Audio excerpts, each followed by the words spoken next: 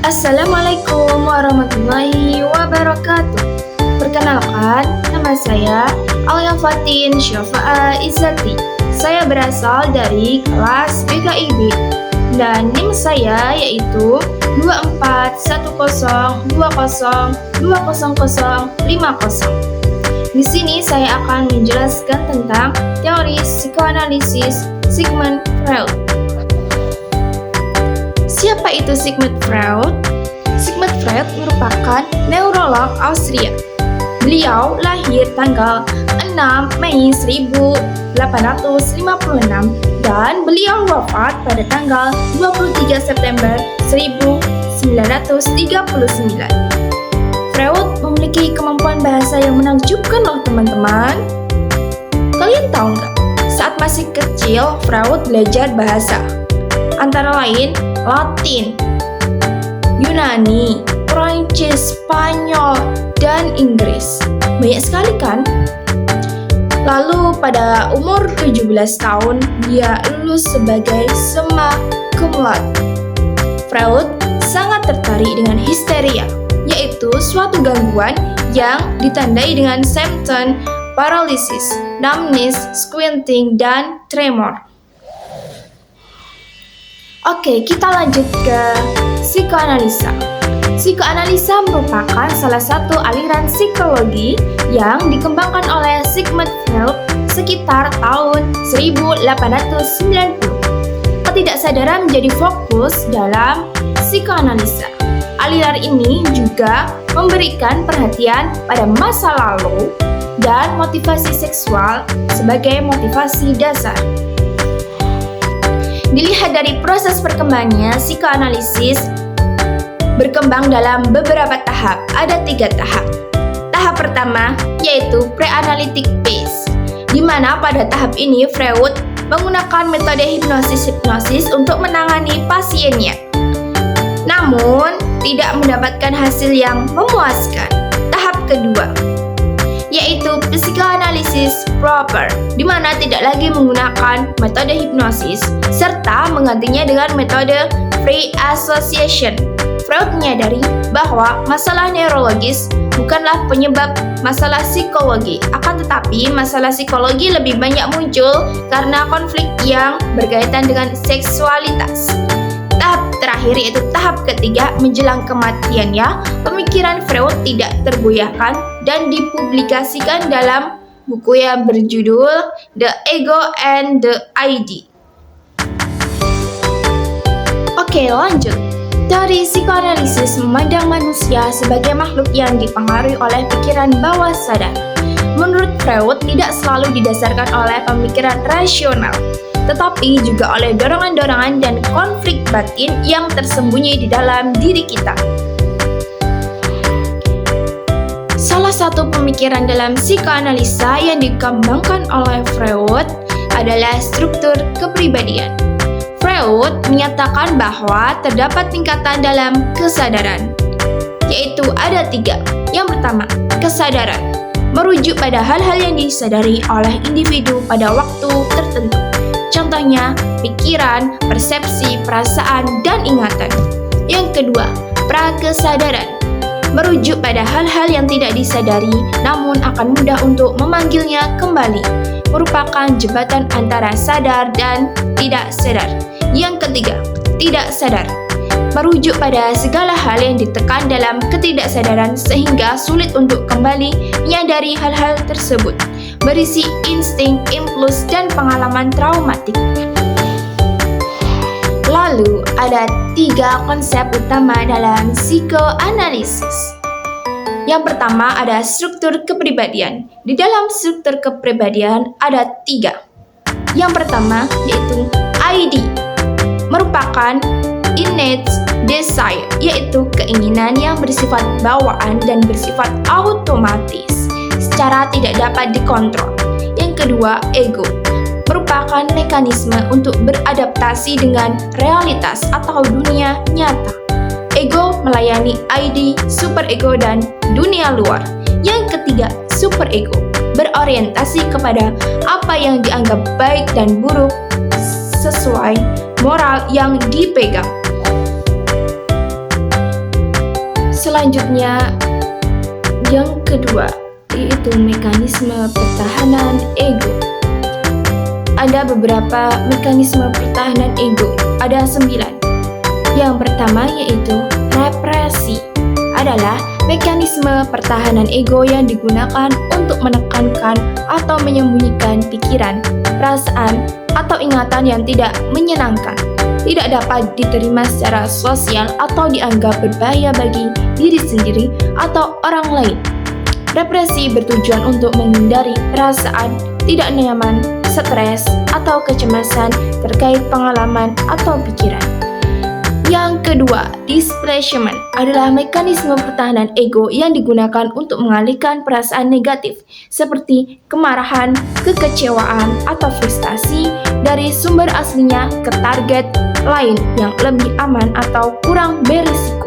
Tujuannya untuk menghindari konflik langsung atau mengurangi perasaan tidak nyaman.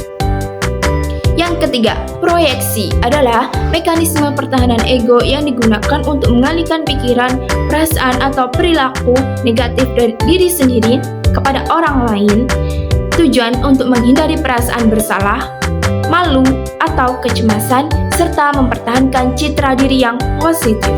Yang keempat, pembentukan reaksi adalah mekanisme pertahanan ego yang digunakan untuk menghadapi konflik internal atau perasaan negatif dengan cara mengembangkan perilaku atau sikap yang berlawanan dengan perasaan tersebut. Tujuan untuk menghindari perasaan tidak nyaman, bersalah, atau malu. Yang kelima, rasionalisasi adalah mekanisme pertahanan ego yang digunakan untuk membenarkan atau memberikan alasan yang masuk akal atas perilaku, keputusan, atau kesalahan yang tidak sesuai dengan nilai-nilai atau standar yang dianut. Oke, lanjut ke poin ketiga, yaitu tahapan perkembangan psikoseksual. Ada beberapa tahap, ada 5 tahap ya teman-teman. Tahap pertama yaitu oral, umur 0 sampai 18 bulan. Aktivitasnya yaitu di bagian mulut, seperti menghisap, menggigit, dan mengunyah.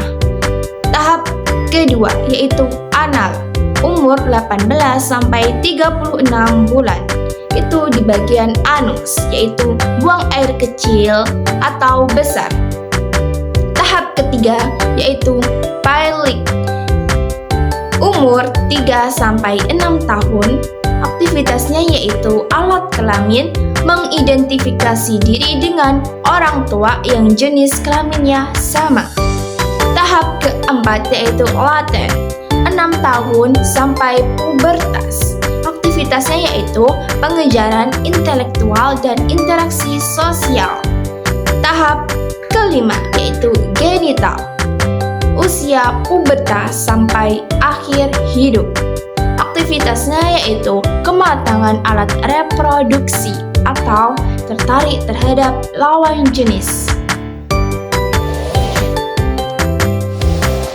Yang keenam adalah supresi, yaitu mekanisme pertahanan ego yang digunakan untuk menekan atau menghilangkan pikiran, perasaan, atau ingatan yang tidak menyenangkan, tidak dapat diterima secara sosial, atau dianggap berbahaya bagi diri sendiri atau orang lain.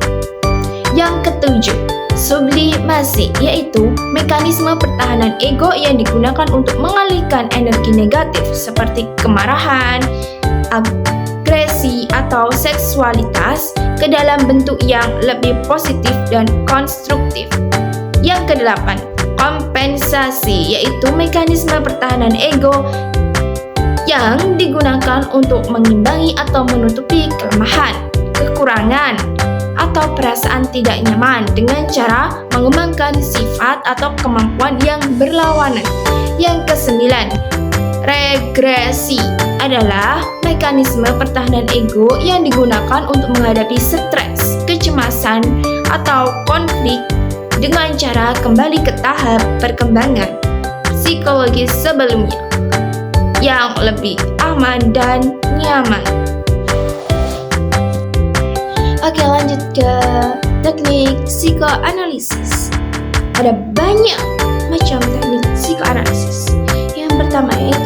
talking cure atau biasa disebut teknik berbicara, yaitu berbicara secara bebas tentang pikiran dan perasaan untuk mengatasi konflik internal. Yang kedua, asosiasi bebas, yaitu pasien berbicara tanpa sensor tentang pikiran yang muncul untuk mengungkapkan pikiran dan perasaan tidak disadari. Yang ketiga, analisis mimpi, yaitu menginterpretasi makna mimpi untuk memahami pikiran dan perasaan tidak disadari. Yang keempat, analisis resistensi, yaitu mengidentifikasi dan mengatasi hambatan atau perlawanan yang dialami pasien dalam proses terapi. Yang kelima, analisis transferensi, yaitu konselor berusaha untuk membantu memberi alasan dari kecemasan yang dipendam konseling dengan mengalihkan konselor sebagai objek atas masa lalunya. Yang terakhir atau yang keenam yaitu interpretasi, yaitu memberikan makna dan arti dari perilaku dan pikiran pasien. Oke, lanjut ke tujuan dari konseling psikoanalisis menurut Aldi dan Haryadi. Ada 3 loh teman-teman.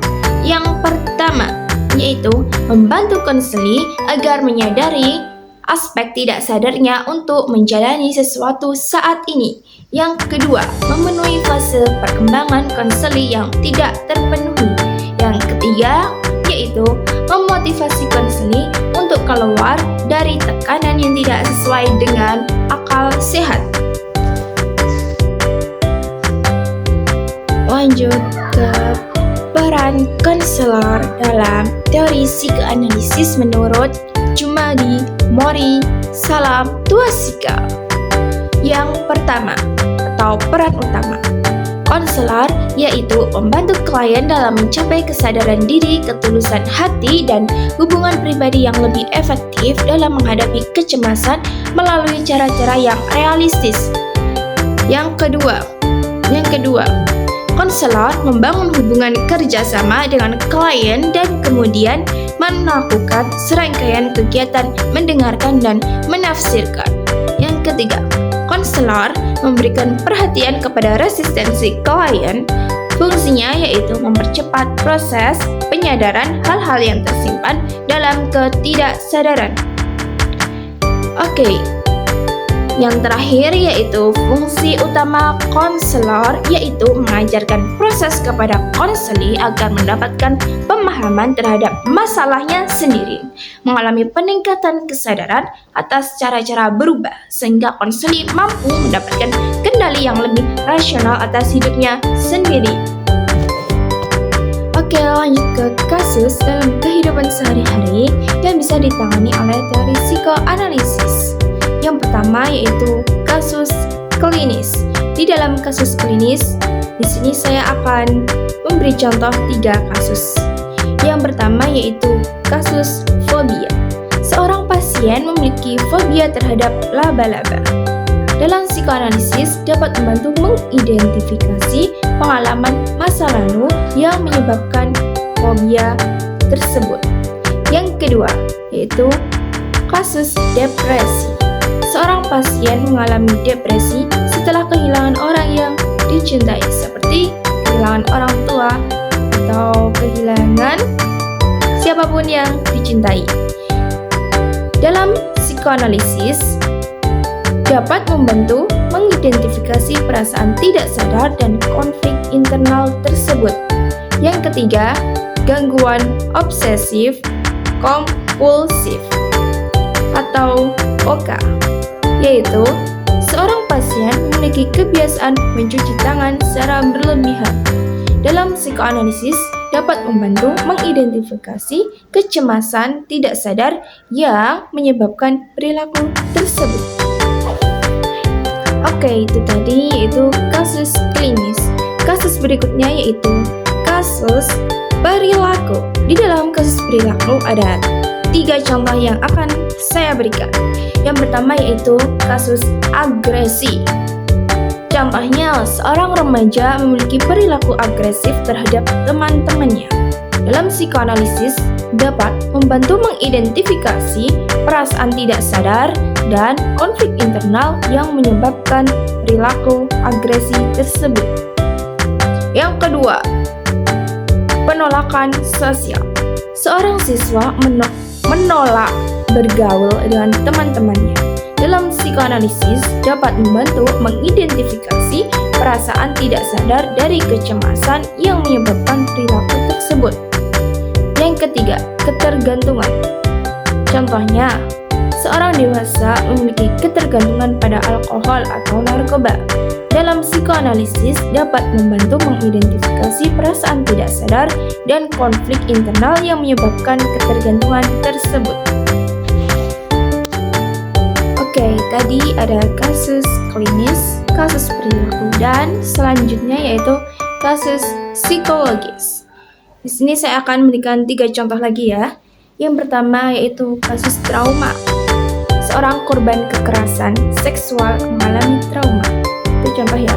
Terus dalam psikoanalisis itu dapat membantu mengidentifikasi perasaan tidak sadar dan konflik internal yang menyebabkan trauma tersebut. Yang kedua, kecemasan. Contohnya, seorang pasien mengalami kecemasan yang parah. Psikoanalisis dapat membantu mengidentifikasi perasaan tidak sadar dan konflik internal yang menyebabkan kecemasan tersebut. Yang ketiga yaitu gangguan identitas.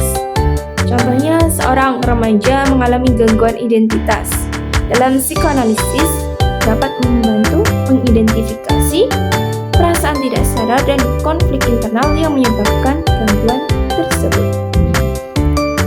Oke, sekian, terima kasih penjelasan teori psikoanalisis yang dapat saya sampaikan. Kurang lebihnya mohon maaf. Billahi taufiq wal hidayah. Assalamualaikum warahmatullahi wabarakatuh. Bye bye.